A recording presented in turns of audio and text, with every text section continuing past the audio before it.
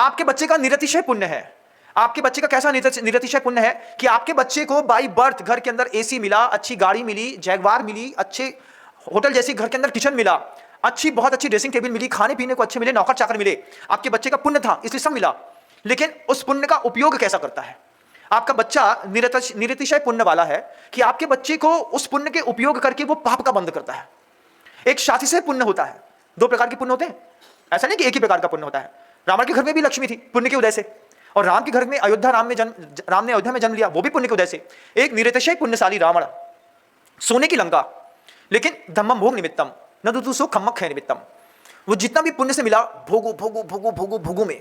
निरतिशय पुण्यात्मा है आपका नाती, आपका पोता, आपका लड़का, कि आपके कमाए हुए धन को वो बैठे बैठे भोग रहा है, लेकिन बैठे बैठे भोग करके पाप का बंध कर रहा है। एक शातिशय पुण्यात्मा जीव होते हैं, जैसे वो तीर्थंकर होते हैं। तीर्थंकर शातिशय पुण्यात्मा कैसे होते हैं? उत्तम देश, उत्तम वज्रवसम नारा सहनन, उत्तम कुल, उत्तम गुरु, उत्तम शास्त्र, उत्तम आयु, और उसके बाद जब दीक्षा लेते हैं तो जीवन में कभी ऐसा विचार भी नहीं आता है कि मुझे मुनि दीक्षा छोड़ देनी है। मतलब अपने व्रतों को स्खलित करने का जिसके जीवन में विचार भी नहीं आता, उसको शातिशय पुण्यात्मा कहते हैं। दुनिया में ऐसे कितने साधु, कितने संत हो गए कि जरा जरा सी बात में उर्वशी के चक्कर में पड़ गए। किसी को मेनका उठा करके ले गई, किसी को तिलोत्तमा ले गई। ये सब निरतिशय पुण्यात्मा साधु थे जो मेनका के, तिलोत्तमा के, रंभा के प्रभाव में आकर के अपनी साधना छोड़ बैठे। शातिशय पुण्यात्मा है तीर्थंकर।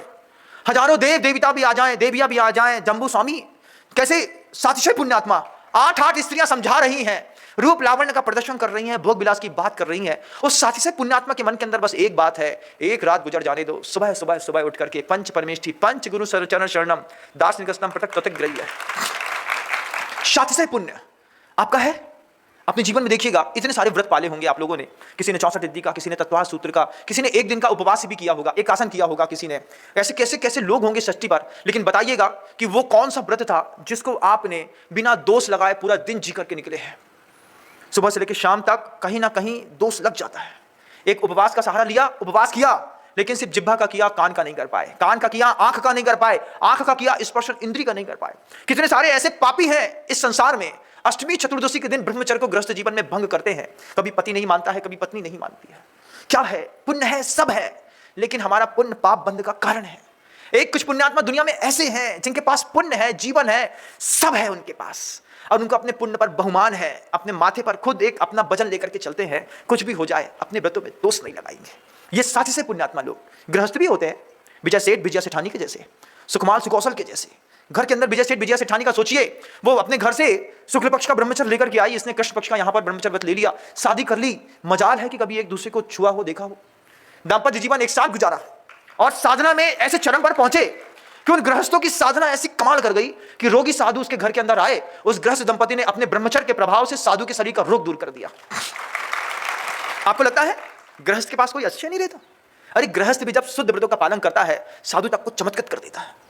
अभी मौसम आ रहा है, माहौल बनाइए घर के अंदर, अपने पति से कहिए खबरदार 10 दिन तक मुझे छुआ तो। पति को भी समझाइए कि अपने को साथ में मिलकर के व्रत पढ़ना, पालन करना है, संयम ग्रहण करना है, आलोचना करनी है, प्रतिक्रमण करना है, कन्फेस करना है, हमको अपना जीवन जीना है ना। कहीं ऐसा तो नहीं कि अपन 3rd जनरेशन के दिख रहे हैं और अपन 4th जनरेशन के हो गए हैं। इन 4 जनरेशन में अपनी आइडेंटिटी देखिएगा कि छोटा सा भी व्रत पालन करिए, 2 समय के भोजन का नियम लीजिए, मत करिए आप उपवास। भोजन का तो सिर्फ इसलिए त्याग कराने की बात होती है कि भोजन बहुत विकल्प पैदा करता है, उसके विकल्प कम कर देंगे तो हम कम से कम पूरे दिन बहुत अच्छे से धर्म ध्यान कर पाएंगे।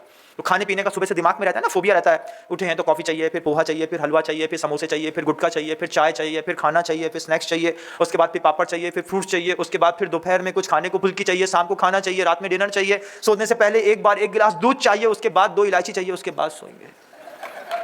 ये विकल्प रहते हैं ना घर के अंदर। तो पर्युषण पर्व में क्या करते हैं? इस विकल्प से मुक्त होते हैं। इस विकल्प से मुक्त होकर के गृहस्थ भी साधना लेकर के अपने आप को ऊपर करता है कि भैया मैं 2 समय का नियम लेता हूं। नहीं बनता ना आपसे, कोई बात नहीं बनता है तो कौन बोल रहा है आपसे कि आपको उपास ही करना पड़ेगा तभी आप धर्मात्मा कहलाएंगे? आप दिन में 25 बार खाते थे, आप 2 बार का नियम लीजिए, 2 बार शुद्ध भोजन करेंगे, लेकिन बिना चिकचिक बिना किचकिच के करेंगे। जो मिलेगा जैसा मिलेगा वैसा करेंगे। जिसकी 3 बार की साधना थी वो नियम ले ले, 1 बार करेंगे, एक आसन करेंगे। जो एक आसन करने के अभ्यासी हैं वो नियम ले लें, थोड़ा एक आसन को भी छोड़ करके ध्यान में रह करके उपवास करके देखता हूं कैसा करेंगे। अपनी अपनी साधना का स्तर है, अपने जीवन में तब की आग खुद बढ़ाइए, हमारे कहने से मत बढ़ाइए। मैं तो दुनिया भर के लोगों से कहता हूं कि ये पर्युषण पर्व के दिन उपवास करके पर्युषण का पूरा रस खराब कर देते हैं आप। क्यों? उपवास तो कर लिया लेकिन दिमाग में 24 घंटे रोटी पानी घूमती रहती है।